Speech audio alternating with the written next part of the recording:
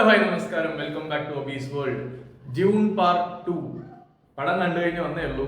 കിടിലൻ പടം guys, don't miss it.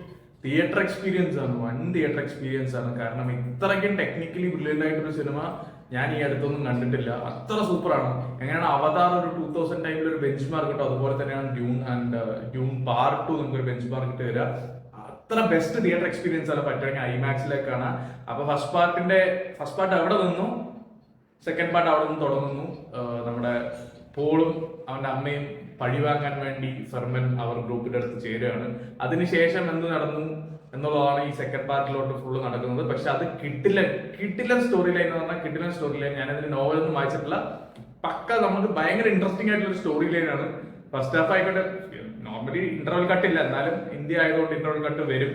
First half ഭയങ്കര ഗ്രിപ്പിംഗ് ആണ്. കാരണം നമ്മൾ അത്ര ഇൻട്രസ്റ്റിംഗ് ആയിട്ട് ആ സ്റ്റോറി വാച്ച് ചെയ്ത് പോകും. അടുത്തത് നടക്കുന്ന ആ ഒരു രീതിയിലാണ് ഇതിന്റെ സ്ക്രീൻ പ്ലേ. അതെനിക്ക് ഭയങ്കര ഇഷ്ടപ്പെട്ടു. പിന്നെ ആക്ഷൻ കൊറിയോഗ്രാഫി, പൊന്നു മക്കളെ, ഇത്ര സൂപ്പർ ആയിട്ട് ആക്ഷൻ അങ്ങനെ പറയാം CG ക്രിയേറ്റ് ചെയ്യാൻ പറ്റുന്നുള്ളത് എനിക്ക് ഇന്നാണ് മനസ്സിലായത്. ദ ബെസ്റ്റ് എന്ന് പറയാം. ഈ ഡെക്കേഡിൽ ഇതിന് വലിയൊന്നൊരു പടം ഇനി അടുത്ത് ഇത്ര ടെക്നിക്കലി ബ്രില്യൻ്റ് ആയിട്ട് വരുമെന്ന് എനിക്ക് അറിയില്ല. CG ഒക്കെ പൊളിയാണ്. അതുപോലെ തന്നെ ആക്ടിങ്, ഹീറോ ആയിക്കോട്ടെ, പുള്ളിക്കാരന്റെ പേര് എനിക്ക് ടിമോത്തി ഷാൽമേ എന്തോ ആണ്.